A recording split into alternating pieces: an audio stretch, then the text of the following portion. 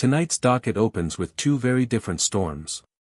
First, Jamie Leonard Pratt, dialing in late to a case the judge says has been hanging since 23, asking to cancel the warrant, while appearing off camera and pushing back on court procedure. The judge wants one thing: in-person accountability, arraignment, pre-trial, and likely a bond decision that can't happen on Zoom. Then we pivot to Richard J. Godfrey, who already pled guilty to failing biweekly tests on September 16 and 18, now claiming shy bladder without a doctor's note. The court's patience is thin, the rules are tight, and the stakes are real: show up, or get a warrant, test, or face consequences. Who handles the pressure better, Pratt or Godfrey? Keep your eyes on the judge's tone, it tells you everything. Jamie Lenore Pratt. 23W832353A and B. Good morning. Good morning, Judge. You have it to go P82378 on behalf of Mr. Pratt. Mr. Pratt, state your name for the report. You have to start your video, ma'am.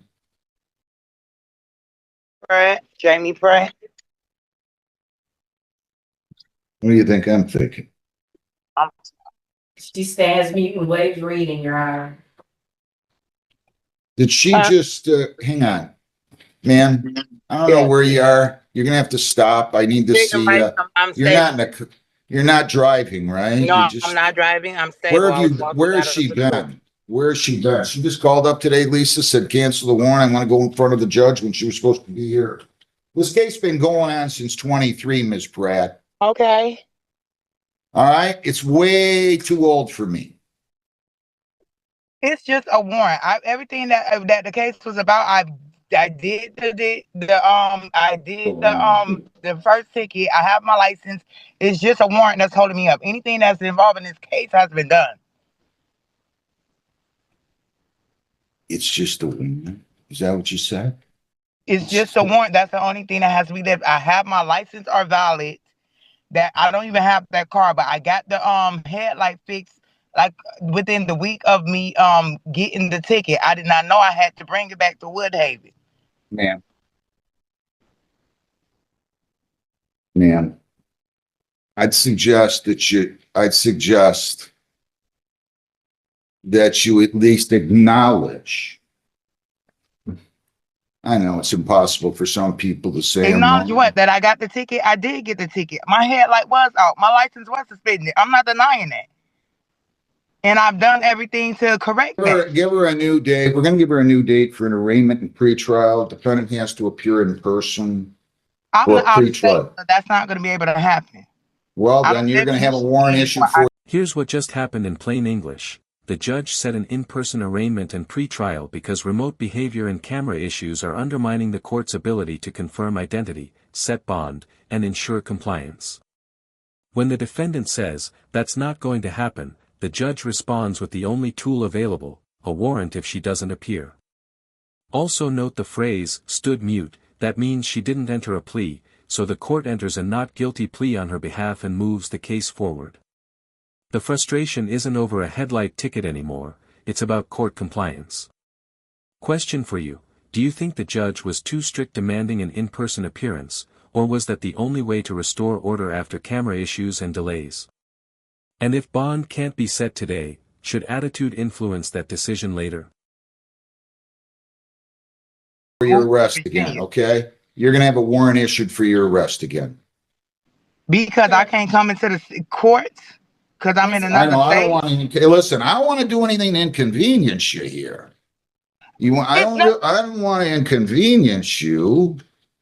This is why. Give her an in-person date. I'm not going to play this game. Me either. November 12th at 8. She's gone, Judge. Good. November 12th at what? November 12th at 8:30. What an attitude. What an attitude. Case is outstanding since 23, and it's just a warrant. So she stood mute on both. I'm giving her a new date. She didn't allow me to set the bond. I'll set the bond when she comes in, okay? So November 11th. Wow. November 12th at 8:30.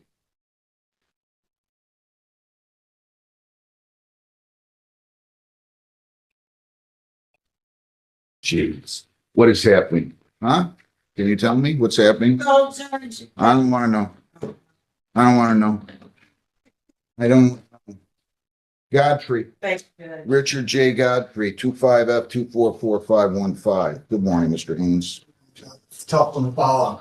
Yeah, I know. Well, maybe he's gonna yell at me too. You never know. Of course, they're not as brave when they're in person, are they? Your name, sir? Richard Godfrey. All right, so Mr. Godfrey here, we adjourned the sentence. What happened is, well, let's back it up. He pled guilty on September 29th, the failure to submit. September 16th and 18th. And now I've got, calling Jessica, I've got failed to submit the biweekly testing, which was ordered on September 16th. And failure to submit the biweekly testing is ordered on September 18th. So, So he had already pled guilty to those. right, Returned to the seven. I know. So I'm gonna get Ms. O'Donnell in here. Has he been testing since then? Do you know? No. So the issue was a matter of, I guess, what we call shy bladder syndrome. Did he go and get a medical excuse? Well, he went to the doctor. He said the doctor refused to give him that authorization. It basically looked at me and said, no, I'm not gonna do that, and walked out of the room. Yeah, I explained the whole situation to him, and he said, no. Did we talk about this with possibility of a pat down search? Did we talk about that? Well, what, A pat down before he tests? we didn't talk. If you don't have a medical document that tells me you have shy bladder syndrome, I can't conclude that you have shy bladder syndrome. Listen, please. I understand that. The idea that you're not going to test is not good. It's not going to happen. Hang on. It's not going to happen. I'm just telling you, it's not going to happen. You called Jessica, right? Yeah, shut her. How many other tests has he missed since then? Or not tested? I don't know what this schedule is. That was 4 weeks ago, roughly. All right. Just hold on. He didn't test. So he did appear for testing. He appeared for testing on October 16th. He tried and he again was a CMU on that day.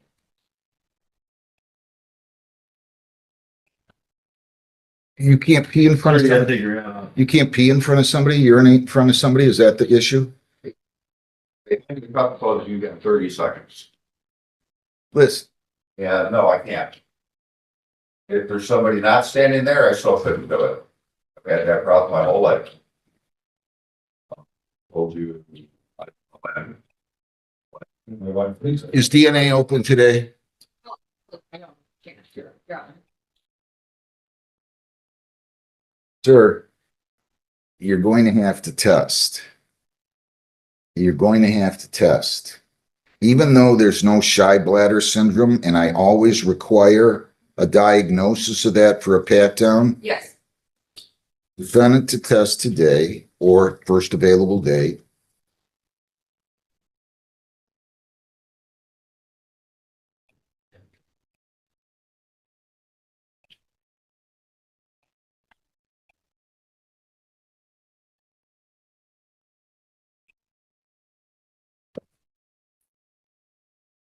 Defendant permitted to have pat down search before testing.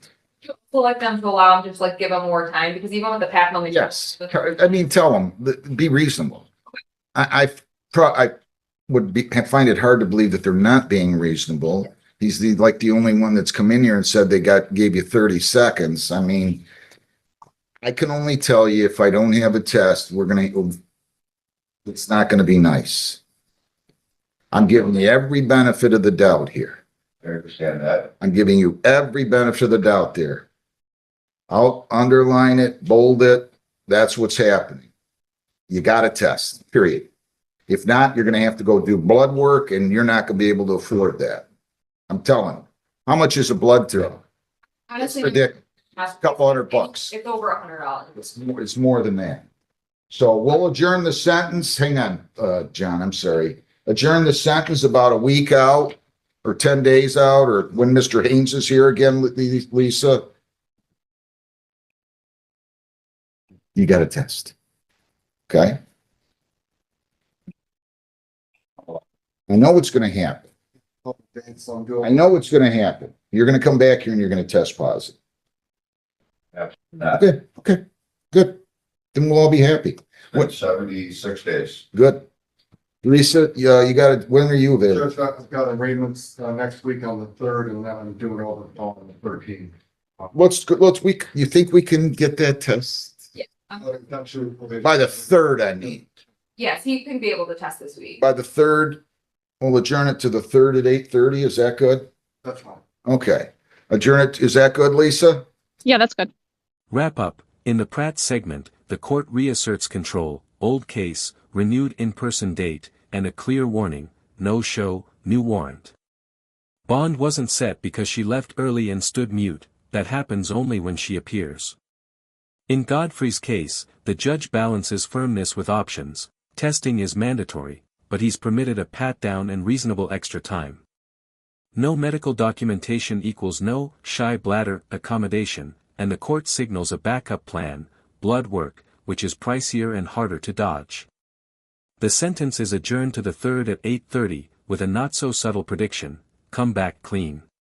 Takeaway, courts run on proof, presence, and procedure. Skip any one, and the consequences escalate, fast.